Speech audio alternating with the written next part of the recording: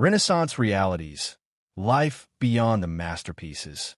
I sold my daughter's wedding dress to pay for her funeral. These devastating words were penned by a Florentine merchant, mourning the loss of his child to the plague. It's a stark reminder that behind the grandeur of Renaissance Italy, its art, its architecture, its legends, were lives marked by suffering, resilience, and survival. While Michelangelo painted the Sistine Chapel and the Medici bankrolled cultural revolutions, everyday Italians struggled through disease, injustice, and poverty. This documentary pulls back the polished surface of Renaissance Italy to reveal a world of complexity and contradiction, a world as human as it was extraordinary. Birth of a revolution. Imagine standing on a hillside overlooking Florence. Below, a transformation is underway, one that will reshape Western civilization. The city pulses with energy. Sculptors carve marble. Merchants trade silks and spices. Philosophers debate rediscovered texts long buried in the East. The Renaissance did not begin with a bang, but with a gradual awakening. Italy's geography, situated at the crossroads of Mediterranean trade, brought wealth, goods, and more importantly, ideas. Unlike centralized monarchies in France or England, Italy remained fragmented. Dozens of independent city-states, Florence, Venice, Milan, Rome, competed fiercely not only on the battlefield, but through art, architecture, and intellect. Civic pride became the fuel for innovation. Ironically, the Black Death that ravaged Europe in the 14th century helped set the stage. With a third of Italy's population gone, labor shortages raised wages and cracked rigid social hierarchies. Many survivors inherited wealth and poured it into education, culture, and new opportunities. Wealth, ideas, and innovation. Italian bankers pioneered financial systems that reshaped commerce. Letters of credit, double-entry bookkeeping, and international branches allowed merchant families, like the Medici, to build fortunes rivaling royalty. The intellectual foundation of the Renaissance lay in humanism, a rediscovery of ancient texts and a belief in human potential. Thinkers like Petrarch promoted education rooted in history, rhetoric, and philosophy, not just theology. Technical innovations followed.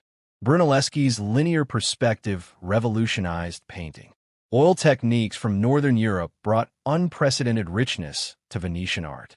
These visual breakthroughs paralleled advances in navigation, architecture, and science.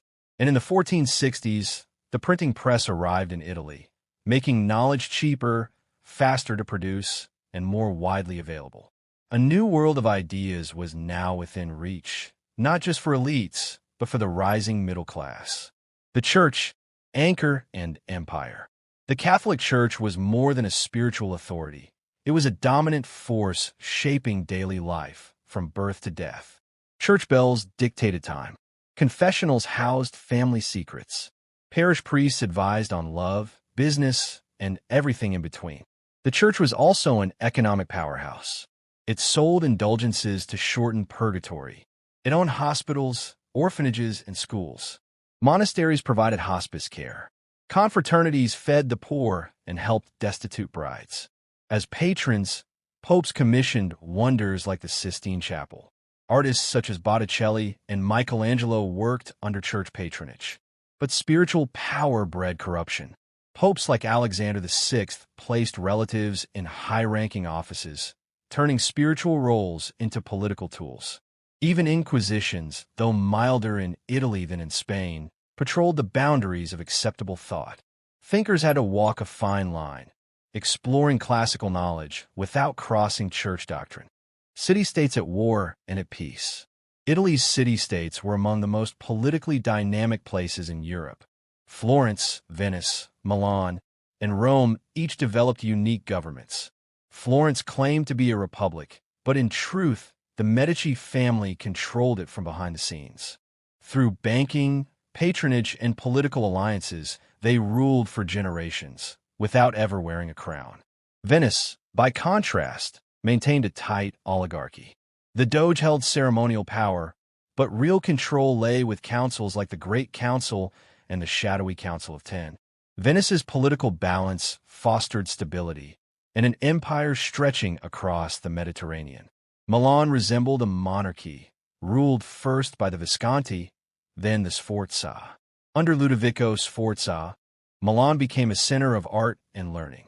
Leonardo da Vinci painted the Last Supper here, blending innovation with theology. In 1454, after years of conflict, the Peace of Lodi ushered in a rare period of stability. City-states formed alliances, sometimes even cooperating when faced with foreign invaders. The Medici, bankers of power and patronage. No family shaped the Renaissance more than the Medici. Their banking empire, built by Giovanni di Bicci, reached across Europe. Cosimo de' Medici transformed the family fortune into political dominance, discreetly controlling Florence by financing politicians and institutions. Cosimo's grandson, Lorenzo the Magnificent, elevated the family's influence through lavish patronage. He mentored the young Michelangelo and supported philosophers who redefined Renaissance thought. Even assassination attempts, like the Puzzi conspiracy in 1478, couldn't topple them. Instead, Lorenzo used the crisis to eliminate rivals and tighten his grip. Medici power expanded beyond Florence. Giovanni de' Medici became Pope Leo X. His cousin, Pope Clement VII, also ruled from the Vatican. Medici women married into royalty. Catherine de' Medici became Queen of France and shaped politics for a generation. Though their bank eventually collapsed, their legacy endured. In 1532, Florence became a hereditary duchy under Alessandro de' Medici, and the family ruled Tuscany until 1737. Life among the elite. For wealthy merchants and nobles, daily life was a spectacle of power. Homes doubled as art galleries and business hubs. Courtyards offered private tranquility, while interiors boasted marble floors, frescoed ceilings, and rare tapestries. Meals were performances. Cooks presented dishes like roasted peacock, reassembled with feathers. Sugar sculptures shaped like castles or gods amazed guests. Perfumed gloves masked city odors. Musicians serenaded from adjoining rooms. Education was paramount. Sons studied Latin, Greek, math, and law. Daughters were trained in music, poetry, and court etiquette, preparing for marriage alliances that could shift political power. Summers brought migration to countryside villas, elegant retreats designed by architects like Palladio. These estates offered escape from urban disease and intrigue, without leaving politics far behind. The world of the commoners. For most Italians, the Renaissance was less about art and more about survival. Peasants rose with the sun to tend land they did not own. They lived in one-room cottages, often shared with animals. Meals were simple: rye bread, turnips, legumes. Meat was a rare festival luxury. The Mezzadria, or sharecropping system, left families with little after paying rent, taxes, and church tithes. In hard times, bark bread, made from ground tree bark, became a grim necessity. In towns, artisans fared better. Guilds regulated trades from silk weaving to blacksmithing. Apprentices began at 7, living with masters and learning by doing. Women, though excluded from guilds, labored in textile workshops or served wealthy households, often facing exploitation. Yet their work, anonymous, repetitive, and uncelebrated, enabled the wealth, art, and scholarship that defined the Renaissance. The Renaissance was not a golden age for all, but a complicated time when greatness emerged from contradiction. It was a world where divine art coexisted with daily suffering, where merchant princes ruled republics, and where revolutions in thought came wrapped in the robes of tradition. This is the real Renaissance: messy, magnificent, and deeply human. Marketplace life and urban realities in the Renaissance. Renaissance marketplaces were vibrant centers of both economic exchange and social interaction. Street vendors called out to passers-by, while craftsmen displayed their wares in open-fronted shops. Food sellers offered loaves of bread, rounds of cheese, fresh vegetables, and casks of wine on wooden tables as customers haggled over prices. The marketplace was not only a place of trade but also of entertainment. Juggling acts, musicians, and storytellers drew crowds around city fountains, collecting coins from amused spectators. However, the bustling city streets also reflected deep social inequalities. Beggars gathered outside church doors, hoping for alms, while abandoned children sometimes formed roaming bands, surviving through petty theft. For those disabled by injury or illness, life was often grim, as few safety nets existed outside of family support or church charity. During economic downturns, even skilled workers could lose employment and rely on soup kitchens operated by religious confraternities. Marriage, family, and gender roles in Renaissance society. Behind closed doors, another powerful force structured daily life: marriage. In Renaissance Italy, marriage functioned as a strategic alliance, akin to a business transaction. Families negotiated these unions to consolidate wealth, build political networks, and ensure lineage continuity. Contracts could take months or years to finalize, reflecting the high stakes involved. These arrangements were rarely equal. Girls from elite families often married between ages 14 and 18, some as young as 12, while grooms were usually around 30, already financially stable. This age gap, averaging about 12 years in Florence, emphasized control and fertility over partnership. Central to these unions was the dowry system. A daughter represented significant financial investment. Fathers might spend 25 to 30% of their total assets on her dowry, which transferred permanently to her husband's family. Cities like Venice employed officials, provveditori sopra monasteri, to oversee dowry contracts and prevent fraud, and many urban centers created dowry funds, monte del doti, where fathers deposited money over time. For families unable to afford a proper dowry, options were limited. Many daughters entered convents, which required smaller spiritual dowries.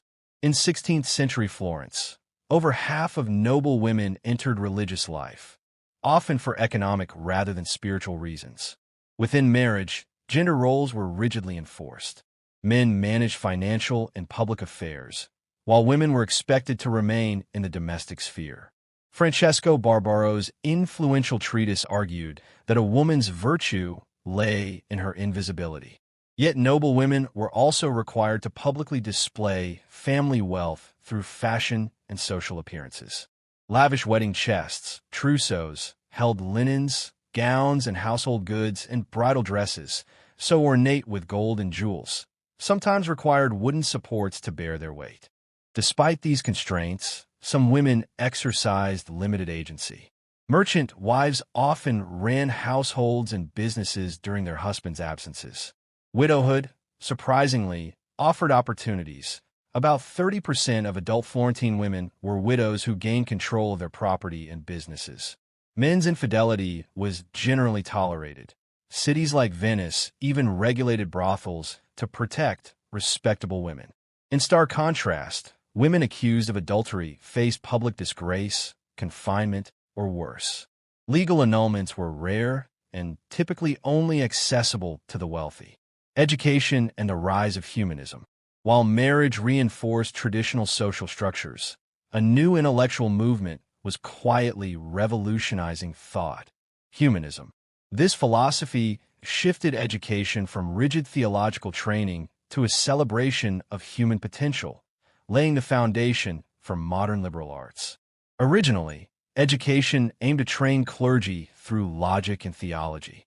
But contact with Byzantine and Islamic scholars led to the rediscovery of ancient Greek and Roman texts. Cicero's eloquent prose, Plato's philosophical dialogues, and Vitruvius' architectural treatises captured Italian scholars' imaginations. Humanism centered on studia humanitatis, grammar, rhetoric, history, poetry, and moral philosophy. Unlike medieval scholastics who interpreted knowledge through religious dogma, humanists analyzed classical works on their own terms. Though many remained devout Catholics, their worldview created space for secular learning. Universities such as Padua expanded curricula beyond theology to include humanistic disciplines. In Florence, Cosimo de' Medici sponsored the Platonic Academy, where scholars debated Neoplatonism. Education for wealthy young men became broader and more holistic. Pietro Paolo Virgilio's writings promoted a model that emphasized both intellectual and physical development. Mens sana in corpore sano, a sound mind in a sound body. Teaching methods evolved as well. Educators like Guarino da Verona encouraged active engagement with texts. Students imitated Cicero's letters and Virgil's poetry. Classrooms became spaces for discussion, not rote memorization. While girls typically received only basic literacy and religious instruction, a few extraordinary women gained humanist educations. Laura Sarita, taught by her father, defended women's intellect in powerful Latin essays. Cassandra Fedele gave public speeches before the Venetian Senate. Isata Nagarola corresponded with male scholars, defying social norms despite harsh criticism. Learning also spread through informal networks. Intellectual salons flourished in private homes. In Venice, Aldus Manutius revolutionized printing with portable, affordable editions of classical texts. His italic typeface mimicked humanist handwriting and helped democratize knowledge. Still, Renaissance education had its limits. Discipline could be severe. Students faced public shaming or corporal punishment for poor performance. The obsession with classical Latin even led some scholars to Latinaize their names and dismiss Italian literature entirely. Guilds and the artisan economy. How people made a living. While intellectuals debated Plato, everyday life in Renaissance cities was grounded in labor, and that labor was regulated by guilds, powerful institutions that shaped the economic and social structure of urban life. In cities like Florence, guilds governed trade, production, and even marriage eligibility. The seven Arti Maggiori, major guilds, included bankers, judges, doctors, and merchants of wool, silk, furs, and spices. These elites controlled the city's wealth and wielded political influence. Beneath them were the Arti Minori, minor guilds, which included bakers, carpenters, blacksmiths, and other artisans. Each guild regulated training through long apprenticeships, set quality standards, and protected its members' economic interests. Guild membership was more than professional, it was identity. It provided social standing, legal protection, and access to mutual aid networks. Membership often ran in families, and children typically followed their parents' trade. Workshops functioned as educational spaces, where masters trained apprentices in hands-on skills, discipline, and trade ethics. This practical learning was critical to Renaissance life and helped build the economic foundation of the era.